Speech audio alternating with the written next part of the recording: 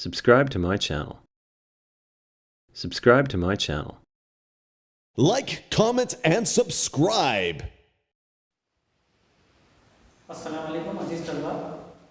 आज हम हमारी दरसी किताब समाजी हिंद के दूसरे लेसन की तरफ आगे बढ़ेंगे, जिसका नाम है तरक्की के तसव्वुर। ठीक है बच्चों, तरक्की हर इंसान की ख्वाहिश, हर इंसान की तमन्ना होती है कि वो अपनी ज़िंदगी में आगे बढ़े या आगे चलने की कोशिश करे, उसी को हम तरक्की कहते हैं। लेकिन अगर हम माशियाती ज़बान में कहेंगे तो तरक्की से मुराद बेहतर म्यार ज़िंदगी के म्यार में इजाफा होना, वही तरक्की की अहम अलामत है। म्यार ज़िंदगी को भी मुख्तलिफ पहलुओं से देखा जा सकता है। अब कहेंगे आप म्यार ज़िंदगी क्या है? म्यार ज़िंदगी से मुराद हमारी जो रोज़मर्रा की ज़िंदगी, गरीब ख़ानदान की रोज़मर्रा की ज़िंदगी के अंदर जो तब्दीलियाँ आती हैं, जो कच्चे मकान से पक्के मकान की तरफ या मुख्तलिफ ख्वाहिशात की तमन्नाओं की तकमील में जो ख्वाहिशात मुकम्मल करता है, वो उसी की तरक्की है। तो हर फर्द का अपना अलग नज़रिया है तरक्की के मुताबिक, हर एक की अपनी अलग ख्वाहिश है, अपनी एक अलग तमन्ना है जिसको तरक्की समझता है।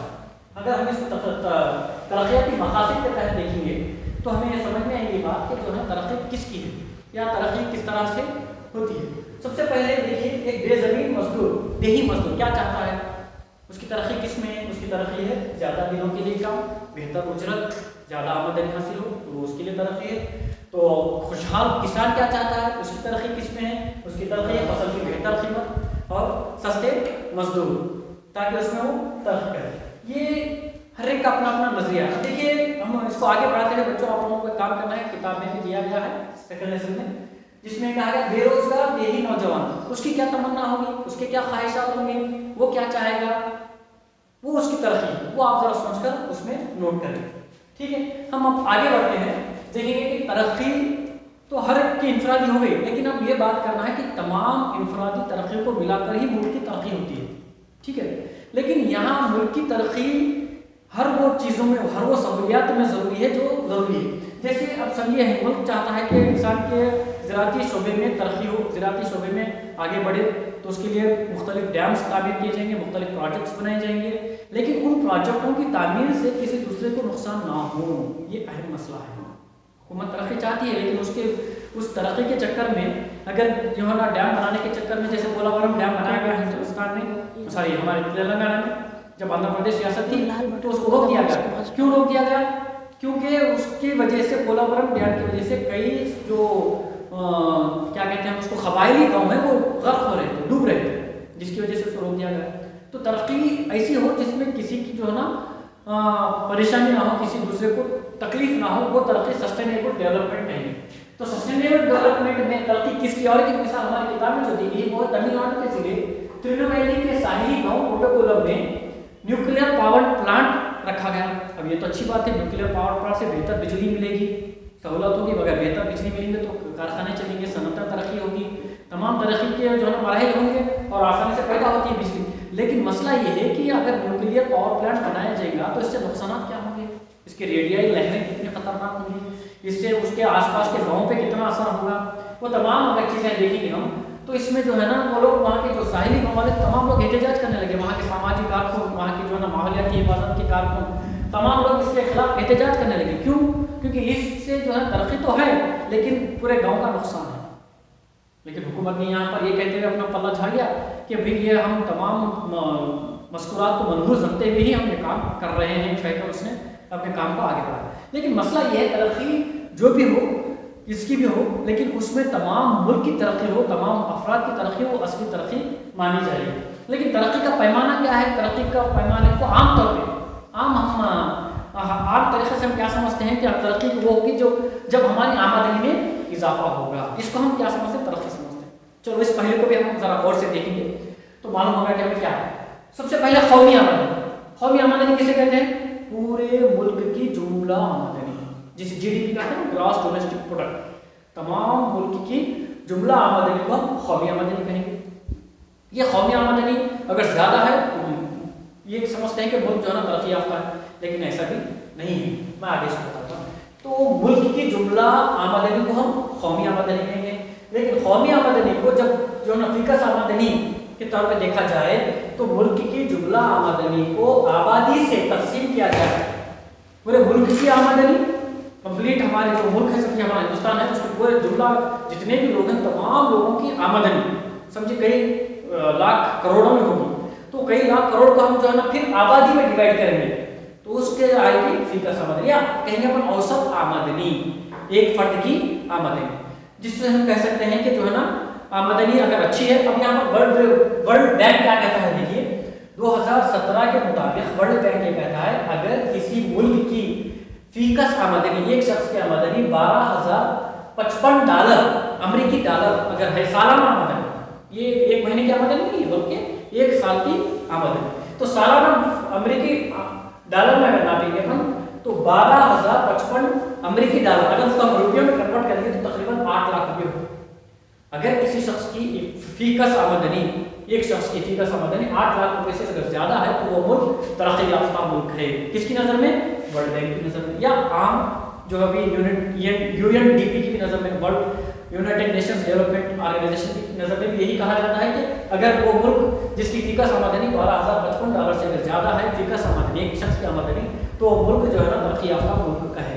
अगर उसी तरह से किसी मुल्क की फीकस आमदनी, सालाना आमदनी $995 अमेरिकी डॉलर से कम है तो वो मुल्क गरीब मुल्क या गैर तरक्की याफ्ता मुल्क कहलाएगा।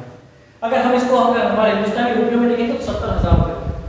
अब आम तौर पे देखिए बच्चों कि जो है ना आप स्कूल में पढ़ रहे हैं, आपको जो है ना हर साल कहा जाता है स्कॉलरशिप के लिए और मुख्तलिफ चीज़ों के लिए कि भाई आप इनकम सर्टिफिकेट लेके आए। तो इनकम सर्टिफिकेट लेके आने के तब क्या देती है इनकम सर्टिफिकेट में, जो रेवेन्यू ऑफिस वाले क्या देते हैं, 1 लाख से कम रुपये का इनकम देते हैं, तभी आपको स्कॉलरशिप मिलेगी, नहीं तो नहीं मिल सकती। अब है भी कितनी आमदनी, आपके वालिदैन की आमदनी सालाना 1 लाख रुपये से ज़्यादा हो ये भी मुमकिन नहीं है। तो ये 70,000 की जो आमदनी है गैर तरक्की याफ्ता मुल्क की आमदनी कहलाती है। लेकिन हमारा मुल्क अगर देखेंगे तो हमारी फीकस आमदनी हिंदुस्तान की तकरीबन 1100 अमेरिकी डॉलर, 1100 अमेरिकी डॉलर, यानी अगर हम उसको देखेंगे रुपयों में देखेंगे तो लाख रुपये से ज़्यादा है। ये वर्ल्ड बैंक कहता है, वर्ल्ड बैंक के मुताबिक ये पैमाना रखा गया कि कौन तरक्की याफ्ता है कौन गैर तरक्की याफ्ता। उसकी क्या कहते हैं, उसकी एक मिसाल है, उसकी जो पैमाना है यही है कि फीकस आमदनी के जरिए मामला क्या है, फीकस अमेरिकी डॉलर अगर $12,055 से ज़्यादा है तो वो तरक्की याफ्ता मुल्क है, 995 अमेरिकी डॉलर से है तो वो गैर तरक्की याफ्ता मुल्क है। लेकिन क्या फीकस आमदनी किसी भी मुल्क की तरक्की का असली पैमाना है? ये बहुत बड़ा सवाल है निशान। ठीक है बच्चों, तो अब इसको हम समझने के लिए और एक मिसाल की तरफ जाएंगे। अब यहाँ देखिए एक टेबल दिया गया हूँ जिसमें मुल्क है, मुल्क ए मुल्क बी। ठीक है, फीकस आमदनी क्या है, मुल्क की जुमला आमदनी बटे आबादी अगर करेंगे तो हम क्या आएंगे, फीकस आमदनी। ठीक है, यानी औसत आमदनी को फीकस आमदनी समझते हैं। तो अब यहाँ देखिए फीकस आमदनी में एक मुल्क है ए, एक मुल्क है बी। यहाँ पर 5 अफराद हैं, 1 2 3 4 5, 5 अफराद हैं, 1 2 3 4 5। 5 अफराद में एक फर्द की आमदनी है 9,500 रुपये, दूसरे फर्द की आमदनी है 9,800 रुपये, फिर तीसरे फर्द की आमदनी 10,500, 10,000, 10,200। अगर इसकी फीकस आमदनी देखेंगे हम तो क्या होगा, औसत आमदनी कितनी होगी, 4। इसकी फीकस आमदनी होगी क्योंकि 9,500, 10,500, 9,800 और जो है 10,000, 10,200, इसकी औसत आमदनी फीकस आमदनी होगी 10,000 होगी। ठीक है, अब यहाँ पर क्या लिखा, हर फर्द की बराबर मसावीना तकसीम है। लेकिन इसके बरअक्स दूसरी तरीके से हम देखेंगे तो एक मुल्क बी में एक फर्द की आमदनी 500 रुपये है, दूसरे फर्द की आमदनी 500 है, तीसरे की 500 है, चौथे की 500 है, चौथे पांचवें एक नंबर वाले की 48,000 रुपये। अगर पूरे को जमा करेंगे तो 50,000 रुपये है, अगर 5 में डिवाइड करेंगे तो 10,000 औसत आमदनी 10,000 होगी। इसकी दोनों की भी औसत आमदनी 10,000 है, एक की आमदनी 10,000 है औसत, बी की भी 10,000। लेकिन बहुत बड़ा फर्क क्या है, यहाँ पर यहाँ मसावियाना तकसीम है, यहाँ मसावियाना तकसीम नहीं है। तो अब ये इस बात से हम ये समझ सकते हैं कि फीकस आमदनी एक्यूरेट जो है ना क्या कहते हैं, एक्यूरेट जो है ना इसका पैमाना नहीं है, एक्यूरेट पैमाना नहीं है किसी भी मुल्क की तरक्की का। फीकस आमदनी से हम ये नहीं कह सकते कि ये मुल्क तरक्की कर लिया या गैर तरक्की याफ्ता है, क्योंकि बाज़ ममालिक ऐसे होते हैं जिनकी 10% आबादी की ज़्यादा आमदनी है और 30% आबादी की कम आमदनी है, और बाज़ मुल्क ऐसे हैं जिनकी मसावियाना तकसीम है। तो इससे फीकस आमदनी से ये नहीं कह सकते कि हम जो है ना मुल्क तरक्की याफ्ता है या गैर तरक्की याफ्ता है। ये इसमें झोल है, यानी कंप्लीट मुकम्मल इसमें जानकारी हमें नहीं मिल रही है। तो ये समझ में आती है हमें बात कि फीकस आमदनी जो है ना एक मुकम्मल पैमाना नहीं है किसी भी मुल्क की जो है ना तरक्की के लिए। इसके अलग पैमाने मुतय्यन किए गए हैं, इसके अलग अलग जो है ना मेजर्स रखे गए हैं, जिससे हम ये कह सकते हैं कि मुल्क तरक्की याफ्ता है या गैर तरक्की याफ्ता है या तरक्की कर रहा है। वो उसके बारे में हम मुकम्मल मालूमात इसके दूसरे हिस्से में करेंगे। ठीक है बच्चों, आपका काम ये है कि आप इस लेसन के मुताबिक तमाम को फिर एक बार किताब में अच्छी तरीके से देखें। इसमें जो मैं काम दिया हूँ तरक्याती मकासद इसको पूरा करें और इसके अलावा जो भी जो है ना इसके सवाल जवाब है उसको हल करने की कोशिश करें। इससे अजीज तलबा अस्सलाम वालेकुम। गुज़िश्ता क्लास में हमने तरक्की के तसव्वुरात का तरक्की के तसव्वुरात के बारे में जानकारी हासिल की। अब उस सबक को आगे बढ़ाते हुए हम पार्ट बी या हिस्सा बी की तरफ आगे बढ़ेंगे। हमने पिछली क्लास में क्या देखा था, तरक्की के मुख्तलिफ पहलुओं को देखा था, जिसमें देखने की कोशिश की गई थी कि तरक्की किसकी और तरक्की का पैमाना क्या है। जिसमें हमने कहा था कि औसत फीकस आमदनी तरक्की की पैमाना मुकम्मल तरीके से नहीं है जितना होना चाहिए था। वो कैसे, तरक्की के मुख्तलिफ पहलू क्या क्या हैं, उसको आज हम अपनी क्लास में देखेंगे। ठीक है बच्चों, तो देखिए अब यहाँ पर हम देखते हैं आमदनी और उसके दूसरे पहलू। तरक्की में क्या है, आमदनी भी है लेकिन उसके अलावा दूसरे पहलू भी शामिल हैं जो फीकस आमदनी के अलावा तरक्की की अलामत को जाहिर करते हैं। तो उसमें कौन कौन सी अलामतें हैं? सबसे पहले है अतफाल में अमवात की शरह। अतफाल यानी जो पैदाइशी बच्चे हैं जिनकी उम्र 1 साल से कम हो, पैदाइश के दौरान जो बच्चे हैं उनकी शरह कितनी है, सालाना जो बच्चे पैदा होते हैं उसको हमने नापने की कोशिश भी की है। हर 1000 बच्चों में से कितने बच्चे सही सलामत हैं, कितने बच्चों की अमवात हो रही है पैदाइश के दौरान, क्यों हो रही है अमवात, उसकी वजह क्या है। उसकी वजह मुख्तलिफ हो सकती है।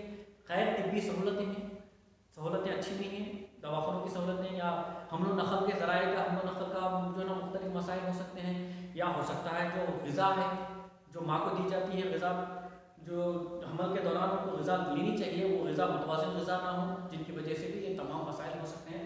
अगर ये इसमें अतफाल की शरह अमवात में कमी है तो इसका मतलब हम कह सकते हैं कि हमारा मुल्क तरक्की की तरफ है। देखने के लिए छोटी बात है लेकिन बहुत अहम है। उसके बाद दूसरी चीज़ है शरह ख़वानदगी। ये तो कॉमन पहलू है, आम जो है ना पहलू समझा जाता है कि शरह ख़वानदगी, जिस मुल्क की भी शरह ख़वानदगी ज़्यादा है वो मुल्क तरक्की याफ्ता कहला सकता है या तरक्की की तरफ हो सकता है। शरह ख़वानदगी एक अहम पहलू है किसी भी मुल्क की तरक्की को नापने का। उसके बाद तीसरे नंबर पर आता है मुतवक्के अरसे हयात। ये एक अहम चीज़ है।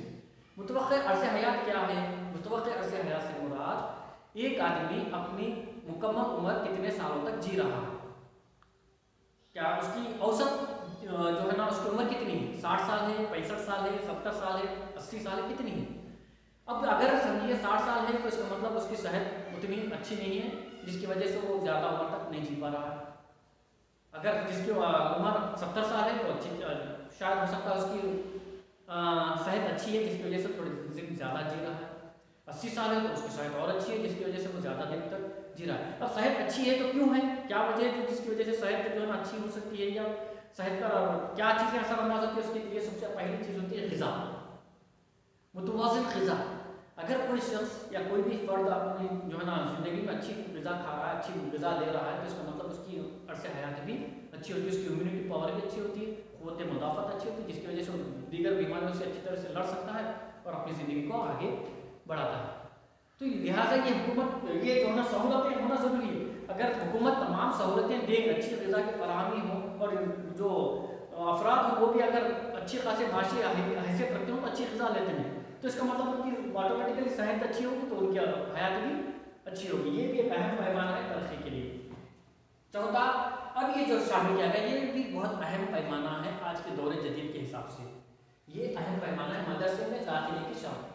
कितने बच्चे तलबा मदरसे में दाखिला ले रहे हैं, खालिस हाज़िरी कितनी है और वो अटेंड कितने हो रहे हैं। यानी तक समझिए आप एक पंजुम जमात है जिसमें जो है ना एक 50 तलबा हैं, 50 तलबा में से रोज़ाना कितने तलबा हाजिर हो रहे हैं, रोज़ाना 50 के 50 हाजिर हो रहे हैं या 40 हो रहे हैं या 35 हो रहे हैं, कितने हो रहे हैं, उसकी फ़ीसद कितना है। अगर ज़्यादा तलबा जो है ना हाजिरी में शामिल है तो इसका मतलब ये है कि जो है ना वहाँ के जो है ना माँ बाप उनके बच्चों को जो है ना तालीम की तरफ राग़िब कर रहे हैं, बच्चों को स्कूल भेज रहे हैं وہاں کوئی غریبی نہیں ہے، کوئی پریشانی نہیں ہے جس کی وجہ سے وہ اپنے بچوں کو اسکول تک بھیج رہے ہیں۔ اگر بچے اسکول جو ہے نا کم آ رہے ہیں تو اس کا مطلب ہے وہ چائلڈ لیبر کی طرف جا رہے ہیں۔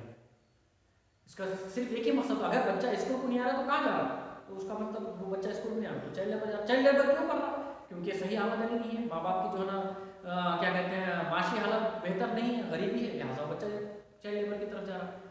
تو خالص حاضری یا خالص جو مدرسے کی شرح ہے یہ طے کرتی ہے کہ کسی بھی ملک میں یا کسی بھی جو ہے نا علاقے میں ترقی ہے یا نہیں ہے۔ اگر بچے اچھی طریقے سے جا رہے ہیں اسکول کو، زیادہ پرسنٹیج کے بچے اسکول کو حاضر ہو رہے ہیں تو اس کا مطلب وہاں پر خوشحالی ہے، ترقی ہے۔ تو یہ اہم پہلو ہیں جس کو ہم ترقی میں شامل کرتے ہیں۔ صرف آمدنی نہیں، آمدنی بھی ایک پہلو ہے، ایسا نہیں ہے کہ آمدنی پہلو نہیں، بالکل آمدنی بھی ایک پہلو ہے، آمدنی بھی ایک اہم پہلو ہے، لیکن اس کے علاوہ یہ دیگر پہلو بھی بہت اہم ضروری ہیں۔ اگر ان کو ہم نہیں دیکھیں گے تو ہمیں سمجھ میں نہیں آئے گا کہ وہ ملک ترقی یافتہ ہے یا ترقی پذیر ہے یا کس حالت میں۔ اس کی ایک مثال دیتے ہیں، آمدنی اور مختلف پہلو۔ یہاں ہمارے پاس ہمارے ملک میں 3 ریاستوں کو ہم نے ہماری درسی کتاب میں لیا گیا ہے۔ 3 ریاستیں کون سی کون سی ہیں؟ ہریانہ ہے، ہماچل پردیش ہے، بہار ہے۔ ان کی فی کس آمدنی کتنی ہے؟ دیکھیے ہوئی طلبا، ہریانہ کی فی کس آمدنی 1,80,000 ہے، جبکہ ہماچل پردیش کی آمدنی فی کس آمدنی 2011-12 کے مطابق 1,50,000 ہے، اور جبکہ بہار کی فی کس آمدنی تقریباً 35,000 ہے۔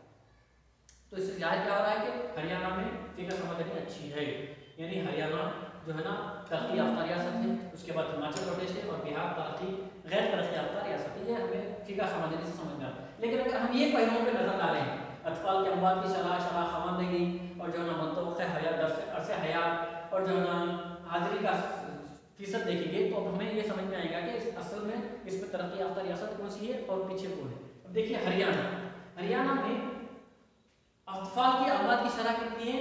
ہر 1000 بچوں میں 33 بچے مر رہے ہیں۔ ہر 1000 بچے جو 1 سال کے اندر، پیدائش کے بعد 1 سال کے اندر کے جو بچے ہیں وہ 1000 بچوں میں سے 33 بچوں کا انتقال ہو جا رہا ہے، ان کا جو ہے نا یہ اموات ہو رہی ہے، تو زیادہ ہے۔ اب اس کے بعد ہم ہماچل پردیش میں دیکھیں تو 25 بچے ہیں 1000 میں سے 25، یعنی کم ہیں، یا 33 ہے یا 25 ہے۔ بہار میں دیکھیں تو 38 ہے، یا تھوڑا زیادہ ہے۔ تو اس سے کیا سمجھ میں آ رہا؟ سہولیت کہاں پر طبی سہولیت اچھی ہے، کہاں پر غذا کی فراہمی اچھی ہے؟ ہماچل پردیش میں۔ شرح خواندگی دیکھیے، شرح خواندگی ہریانہ میں 77% ہے، جبکہ ہماچل پردیش میں 84% ہے، اور بہار میں 64% ہے۔ تو یہاں پر شرح خواندگی بھی ہماچل پردیش ہے۔ پھر ثانوی سطح پر خالص داخلہ، پرائمری لیول پہ نہیں بلکہ ہم ہائی کلاس میں کیا کہتے ہیں ہائی اسکول کے لیول پہ دیکھیں گے تو کتنے بچے داخلہ لے رہے ہیں ہر 100 بچوں میں سے؟ تو ہر 100 بچوں میں سے ہریانہ میں 61 بچے لے رہے ہیں، جبکہ ہماچل پردیش میں 67 طلبہ جو ہے نا داخلہ لے رہے ہیں، جبکہ بہار میں 43 بچے ہی داخلہ لے رہے ہیں۔ 50% سے کم آبادی ثانوی سطح تک بھی نہیں پہنچی تعلیم، پرائمری لیول پہ ہی وہ ڈراپ آؤٹ ہو جا رہے ہیں۔ تو اگر ان پہلوؤں کے زیر نظر دیکھا جائے تو کون سی ریاست ترقی یافتہ نظر آئیں گی آپ کو؟ ہریانہ، ہماچل پردیش یا بہار؟ ظاہر سی بات ہے ہماچل پردیش، کیونکہ یہاں شرح اموات کم ہے، شرح خواندگی زیادہ ہے، بچوں کا داخلہ کا فیصد بھی زیادہ ہے۔ اس سے یہ سمجھ میں آ رہی بات کہ جو ہے نا صرف آمدنی سے ہم نہیں ڈیسائیڈ کر سکتے کہ کوئی بھی ریاست ترقی یافتہ ہے، بلکہ یہ تمام چیزیں دیکھیں تو ہمیں سمجھ میں آتا کلیئرلی کہ کہاں پر تمام سہولتیں موجود ہیں جس کی وجہ سے یہاں پر ترقی ہے۔ عوامی سہولیات کا بھی ہونا ضروری ہے، تبھی جو ہے نا وہ ریاست وہ مقام ترقی یافتہ ہو سکتا ہے۔ عوامی سہولیات کیا ہے؟ سب سے پہلے اس میں آتا ہے پی ڈی ایس کسے کہتے ہیں؟ پبلک ڈسٹریبیوشن اسکیم، یعنی عوامی تقسیمی نظام۔ اگر عوامی تقسیمی نظام کو بہتر طریقے سے روب عمل لایا جائے، اس کو بہتر طریقے سے کیا جائے، بچوں عوامی تقسیمی نظام کیا ہے؟ راشن، جو بھی بنیادی راشن ہوتا ہے وہ غریب جو خط غربت سے نیچے جو فیملیز ہیں، جو خط غربت سے نیچے گزارنے والے جو خاندان ہیں، ان تک راشن کو پہنچانا۔ اگر نہیں پہنچیں گے تو وہ ظاہر سی بات ہے تعلیم کی طرف، صحت کی طرف توجہ نہیں دیں گے، وہ لوگ اپنے کمائی کے لیے کدھر نہ کدھر بھٹکیں گے۔ تو حکومت کا اہم رول یہ ہے کہ وہ جو ہے نا عوامی تقسیمی نظام کو بہتر بنائیں، تاکہ وہ جو ہے نا نظام کے تحت غریب تک جو ہے نا وہ راشن پہنچے جو حکومت تعین کرتی ہے۔ دوسری اہم چیز ہے حکومت کی توجہ میں جو ہے وہ ہے تعلیم پر حکومت کی توجہ بہتر ہونی چاہیے۔ مدارس کو قائم کرنا ہے، حکومتی مدارس کو قائم کرنا ہے، اور وہاں پر بچوں کے حاضری فیصد کو بڑھانے کے لیے کیا کرنا ہے؟ بچوں روزانہ کیا کرنا ہے؟ کئی بچے جو طلبا جو ہے نا غریب ہیں وہ جو ہے نا صبح ناشتہ کرتے بھی نہیں آتے، تو وہاں پر پی ڈی اے کیا کہتے ہیں mid day meal, M D M کا نظام رکھنا، ताकि वो तकरीबन स्कूल में आकर तो भी दोपहर का खाना खा ले। ज़ोहरानी का अगर निज़ाम रखेंगे, मिड डे मील्स का निज़ाम रखेंगे तो हाजिरी का जो फीसद है वो बढ़ेगा। तो ये तमाम कोशिशें कौन करना है, एक फर्द की बात नहीं है, ये हुकूमत की जानिब से भी होना जरूरी है।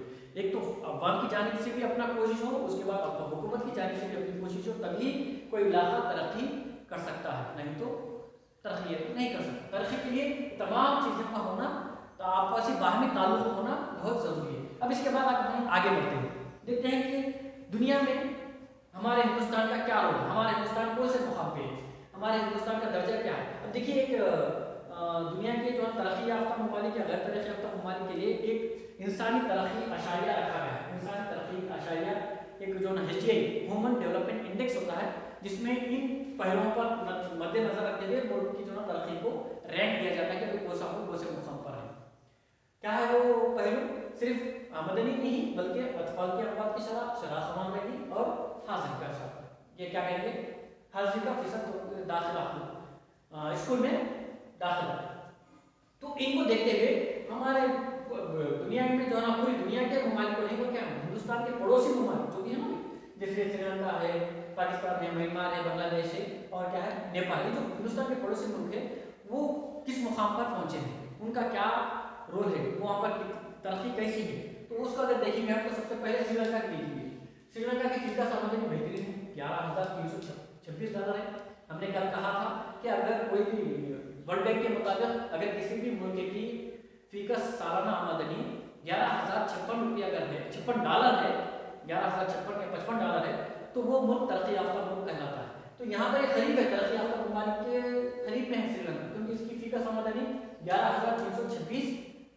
हम फीकस आमदनी किस में बात कर रहे हैं, डॉलर में बात कर रहे हैं, अमेरिकी डॉलर में इसको हम देख रहे हैं, ठीक है। अब उसके बाद मुतवक्किल हयात, देखिए यहाँ कितनी है मुतवक्किल हयात किसी भी मुल्क की। मुतवक्किल हयात श्रीलंका की मुतवक्किल जो हयात है, अर्से हयात है 75.5 साल। एक मुल्क, एक आदमी की जो एवरेज उसकी जो उम्र है, वो एवरेज जो उम्र है, उसकी औसत उम्र कितनी है, तकरीबन 75.5 साल है, यानी 75 साल तक आराम से एक आदमी जी सकता है। इसका मतलब है वहाँ बेहतर सहूलियात है, ग़िज़ा अच्छी है, तिब्बी सहूलियात हैं, जिसकी वजह से उसकी उम्र अच्छी है। उसके बाद अगर हम बात करेंगे तालीमी सालों का औसत, अब ये क्या है तालीमी सालों का औसत, यहाँ पर 25 साल जो भी नौजवान है, जो 25 साल की उम्र पार कर चुका है, वो लोगों की 25 साल के बाद वाली जो आबादी है, उनकी जो है ना, वो लोगों को अगर देखा गया तो 25 साल की उम्र के बाद का जो नौजवान है, वो अपने 25 जो साल गुजार चुका है, उसमें कितने साल उसने मदरसे में गुजारे या स्कूल में गुजारे या पढ़ाई के लिए गुजारे, वो है 11 साल। 25 साल में जो है तालीमी सालों का औसत होता है 11 साल है, यानी तकरीबन जो नौजवान है वहाँ पर श्रीलंका में 11 साल तक कम से कम, यानी इंटरमीडिएट की सतह तक वो जो है तालीम पक्का हासिल कर रहे हैं। उसके बाद इसका जो अगर HDI में ह्यूमन इंसानी तरक्की आशारिया की रिपोर्ट में इसका दर्जा क्या है, 76वें नंबर पे है।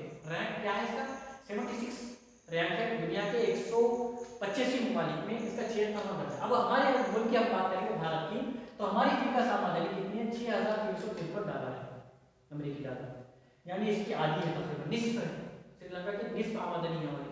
खैर आबादी हमारी ज़्यादा है, कहीं हमारा मुल्क बड़ा है, वो छोटा मुल्क है, हो सकता है वहाँ। लेकिन दूसरी चीज़ अगर देखें, मुतवक्किल हयात क्या है हमारी, 68.8 साल है, यानी क्या जो एज है कितनी है, 68.8 साल। 2018 की रिपोर्ट के मुताबिक, इससे पहले कम थी, अब थोड़ी बड़ी है, तो वो 68.8 साल है।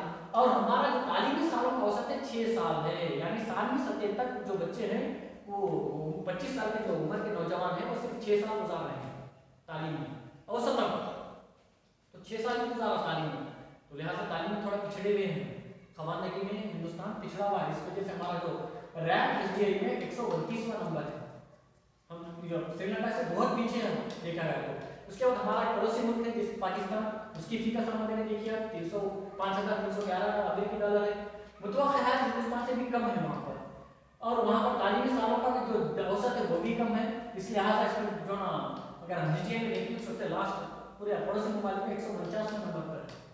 उसके बाद म्यांमार को देखिए तो यहाँ की फीकस आमदनी थोड़ी ज़्यादा है पाकिस्तान से, और उससे अरसे हयात थोड़ा ज़्यादा है, लेकिन तालीम में वही हाल है, लिहाजा थोड़ा 1-2 कदम आगे है पाकिस्तान से, यानी 149 नंबर 147 नंबर पर है। اس کے بعد ہم بنگلہ دیش کی بات کریں گے تو یہاں کی فیکا سماجی بہت کم ہے، 3677 ہے، لیکن عرص حیات اچھا ہے۔ آمدنی یہی وجہ ہم جو ہے یہ کہیں گے آمدنی کمپلیٹ جو ہے نا یہ ہے کہ جو ہے نا کسی بھی ملک کی ترقی کا علامت ہے، بلکہ دوسرے بھی ہیں۔ تو عرص حیات کتنا ہے؟ تقریباً 72.8 سال، یعنی بھارت پاکستان اور میانمار سے زیادہ عمر جو ہے نا یہاں، اس کا مطلب ہے طبی سہولیات اچھی ہیں یہاں پر، جو ہے نا غذا اچھی ہے، لہٰذا ان کی عمر بھی اچھی ہے، اور جو ہے نا تعلیمی سال 6 ہے، لہٰذا دیکھیے یہ یہاں کلیئرلی سمجھ میں آ رہا ہے دیکھیے بچوں کہ بنگلہ دیش کی فیکا سماجی کم ہے، لیکن رینک میں پاکستان اور میانمار سے زیادہ ہے، 138ویں مقام پر ہے۔ کیوں ہے؟ کیونکہ اس کی عرص حیات اچھی ہے اور تعلیمی سال اچھا ہے، آمدنی ہی نہیں، یہ بھی دیکھنا ضروری ہے، تب یہ جو ہمارا رینک کیا ہوا بنگلہ دیش کا 138 ہو رہا ہے۔ اب بات کریں گے ہمارے پڑوسی ملک نیپال کی، تو اس کی اور کم آمدنی ہے، لیکن عرص حیات ٹھیک ہے، اچھی ہے، لہٰذا عرص حیات اچھی رہنے کی وجہ سے یہ کیا ہے پاکستان کے اوپر ہے، یہ 150 نمبر پہ ہے جبکہ 148 نمبر پہ ہے۔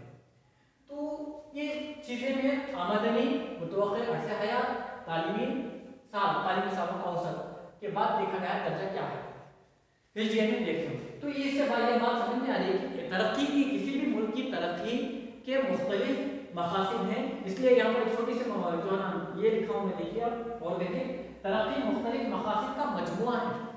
ترقی کیا ہے بھائی؟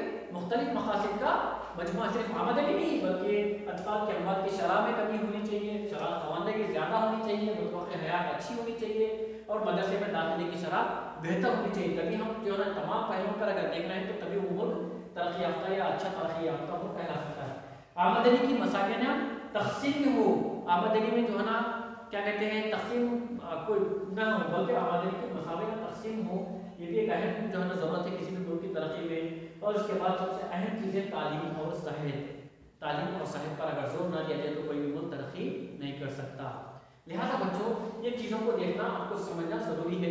ایگزام میں بھی جو ہے نا آپ کو جو ہے نا یہ پوچھ سکتا ہے، کبھی بھی جو ہے نا HDI کا جو ہے نا جدول دیا جاتا ہے، اس کے نیچے سوالات کیے جاتے ہیں کہ بھئی آپ کو کیا کرنا ہے، تو اب اس میں پوچھتے ہیں کہ کون سا اچھا ملک ہے ترقی یافتہ ملک، کون سا نظر آتا ہے، آپ کہیں گے سری لنکا کیونکہ بہتر رینک ہے۔ اب اس کے علاوہ یہاں پر یہ سوال پوچھا جاتا ہے کہ اس میں کیا کہتے ہیں جدول کے علاوہ یہاں پر متوقع حیات اچھی کیوں ہے، تو آپ جب آپ کو جواب دینا ہوگا کہ وہاں طبی سہولیات اچھی ہیں، وہاں کا غذا کا سسٹم اچھا ہے، اچھی غذا کھا رہے ہیں، وہاں عمر زیادہ ہے، اوسط عمر زیادہ ہے، تو آپ کو یہ تمام چیزوں کو دھیان میں رکھنا ضروری ہے، تبھی آپ جو ہے بہتر طریقے سے سمجھ سکیں گے۔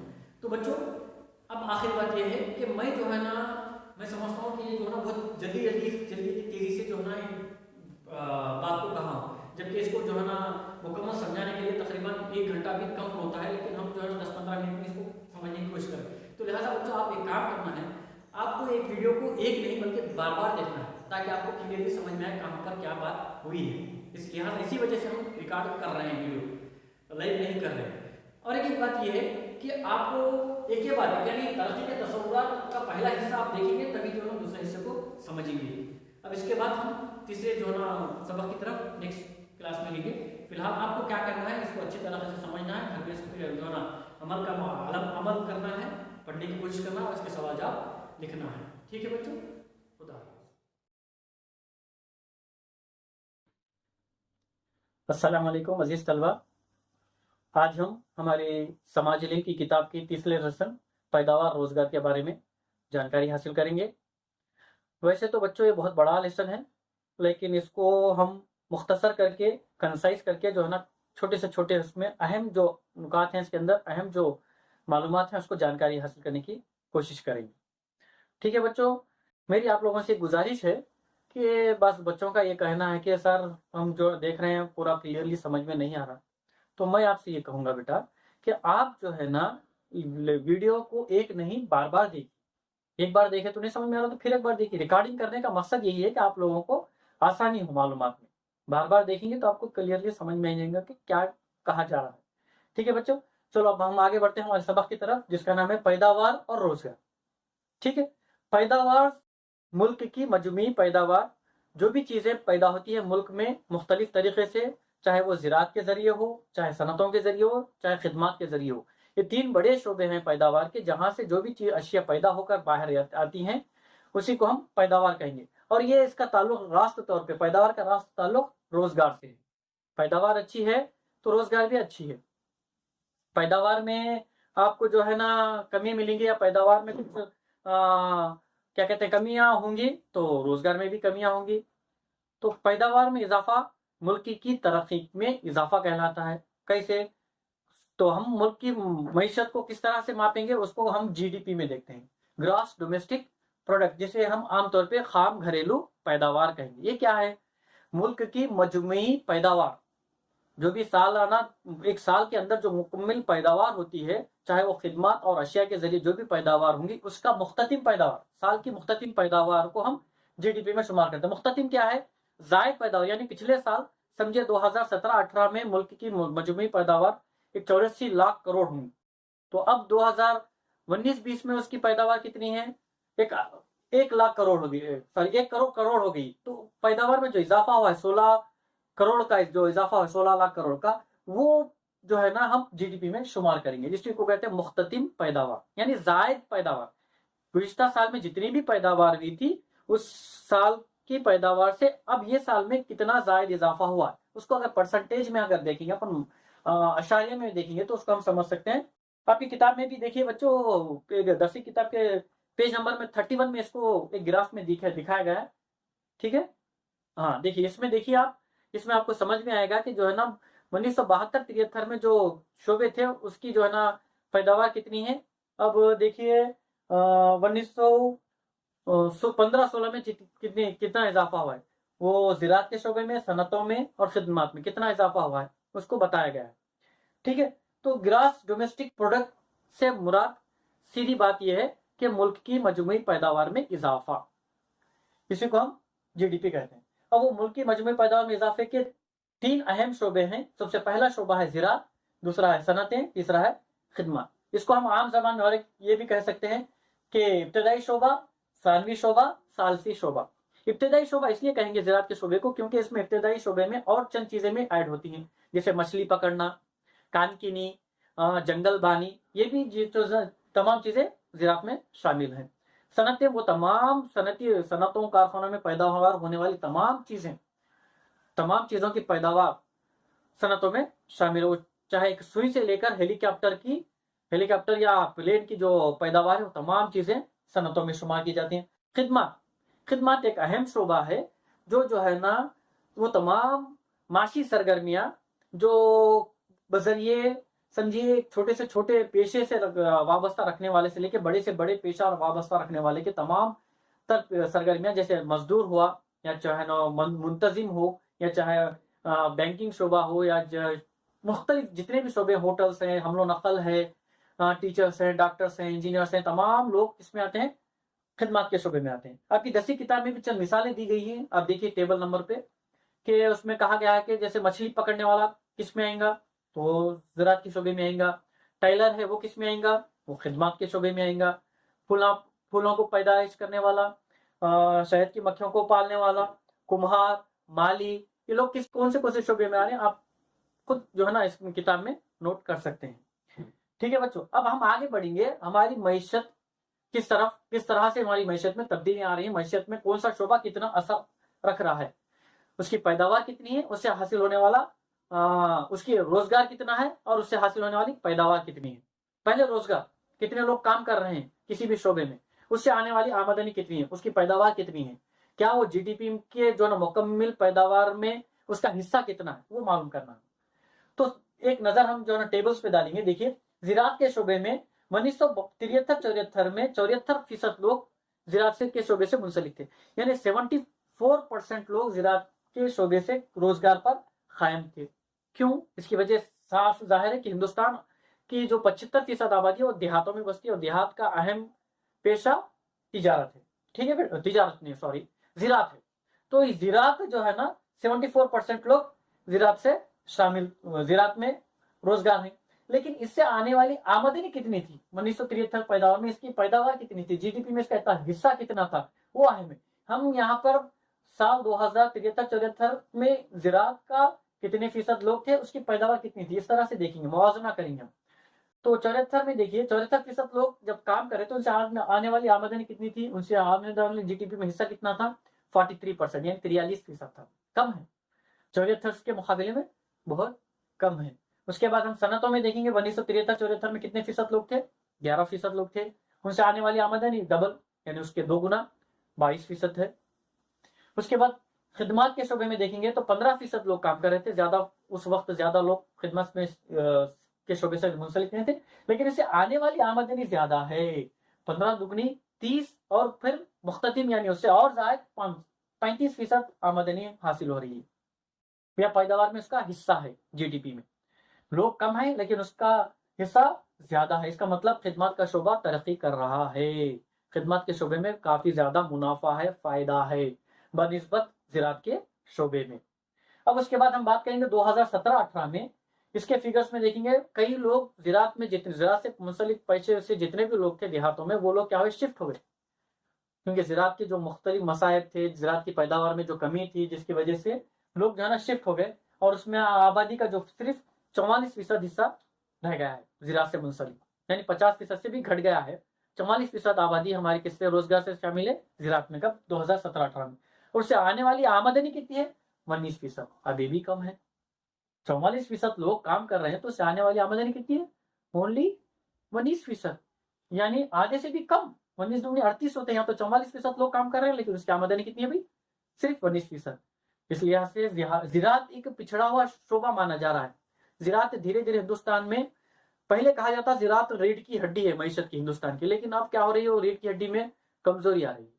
लिहाजा यहाँ पर हुकूमत को तवज्जो देना चाहिए कि ज़राअत को किस तरह से उभारा जाए, किस तरह से उसको जो है ना सपोर्ट किया जाए, ताकि वो अपने पैरों पे खड़ा हो सके, और उस पे जो लोग हैं, जिस पे जो रोजगार से मुंसलिक लोग हैं, वो अपने काम को ना छोड़ें बल्कि उसी को कंटिन्यू करें। तो उसके लिए हुकूमत को चाहिए कि चंद इक़दाम करें, जिस तरह हमारी तेलंगाना हुकूमत कर रही है, देखे होंगे रैतु बीमा और रैतु बंधु पथकम के जरिए जो है ना किसानों की मदद करिए, ताकि वो लोग खुद मुक्तफी हों, अपने ज़राअत के पेशे को ना छोड़े और उसमें ज्यादा से ज्यादा दिलचस्पी के साथ मैशत में उसका हिस्सा दें, इसकी कोशिश की जा रही है। अब देखेंगे, आगे बढ़ेंगे हम सनतों की तरफ। तो सनतों में 25% लोग अब हैं, यानी पहले 11% थे, अब 25% लोग हैं, यानी 2017-18 में 25% लोग हैं, लेकिन इससे आने वाली आमदनी कितनी है, 28%। ये भी ज्यादा नहीं आमदनी, एक्चुअली सनतों में आमदनी ज्यादा होनी चाहिए। अगर तरक्की याफ्ता ममालिक पे अगर हम नजर रखेंगे, अमेरिका, जापान वगैरह में, तो वहां पर तकरीबन 90% आबादी सनतों से मुंसलिक होती है, और उससे आने वाली आमदनी भी 90% या 95% तक होती है। लेकिन हमारे हिंदुस्तान में बहुत ही पिछड़ा हुआ शोबा अगर माने हम, तो वो है सनतें। सिर्फ 25% लोग, यानी 1/4 आबादी जो है ना सनतों से मुंसलिक है, और उससे आने वाली आमदनी भी, उससे आने वाली जो पैदावार जीडीपी में हिस्सा है, वो भी सिर्फ 28% है। इसमें भी बढ़ोतरी करना, इसमें भी जो है ना आगे बढ़ाने की बहुत जरूरत है। अब देखिए हमारा जो पेश शोबा है जो तरक्की कर रहा है, जो ना धीरे धीरे आगे बढ़ रहा है, वो शोबा है खिदमत का। अब 31% लोग खिदमत में शामिल हैं, और इससे आने वाली आमदनी 53% है। इससे आने वाली जीडीपी में कितना फीसद हिस्सा है इसका, 53% हिस्सा है। तो ये एक शोबा है जो तरक्की की तरफ रवां दवा है। 31% आबादी है, और इससे आने वाली जो जीडीपी में हिस्सा है 53%, यानी आधे से ज्यादा है। पूरी जीडीपी में इसका खिदमत का जो है ना आधे से ज्यादा फीसद हिस्सा है। अब इसी को हम पाई चार्ट में भी देख रहे हैं। बच्चों कंफ्यूज होने की जरूरत नहीं है यहाँ पर, तो ये डब्बे क्या है, गोल गोल है, समझ में। यहाँ पर पाई चार्ट में कहेंगे तो गोल जो दायरा है, दायरा ये बताता है 100%, 100% का एक दायरा, टोटल 100%। तो यहाँ पर सीधी बात कही गई, इसी को हमने जो है ना दायरों में तब्दील किया गया है।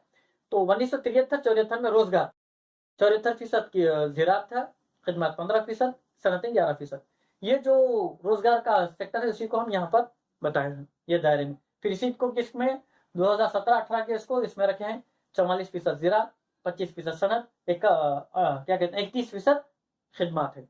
अगर जुमला करेंगे तो 100% होगा। ये क्या है, रोजगार है। अब रोजगार से हासिल होने वाली पैदावार कितनी है, उसी को फिर हम इस जो है दूसरे पाइप गिराम में देखेंगे। तो 74% लोग जो ज़राअत से मुंसलिक है, उससे आने वाली आमदनी कितनी है, 43%। यहाँ भी 43% है, उसी को हम दायरे में तब्दील करके देख रहे हैं। यहाँ रोजगार है, यहाँ पैदावार है। 74% जब ज़राअत से मुंसलिक रोजगार वाले लोग हैं, तो उनसे आने वाली आमदनी या उनसे आने वाली पैदावार कितनी है, 43%, 43% है। उसी तरह से अगर 2017-18 में ज़राअत से कितने हैं, 44% लोग मुंसलिक हैं, तो उनसे आने वाली आमदनी कितनी है, ان سے آنے والی پیداوار کتنی ہے 19% ہے. یہ اوپر کا جو کیا کہتے ہیں بار گراف کو ہی ہم نے پائی گراف میں سوری یہ جو ڈائیگرام ہے کہ پیداوار اور روزگار کا راست تعلق ہندوستانی معیشت سے ہے، ترقی سے ہے. اگر پیداوار روزگار اچھا ہے تو ملک ترقی کر رہا ہے.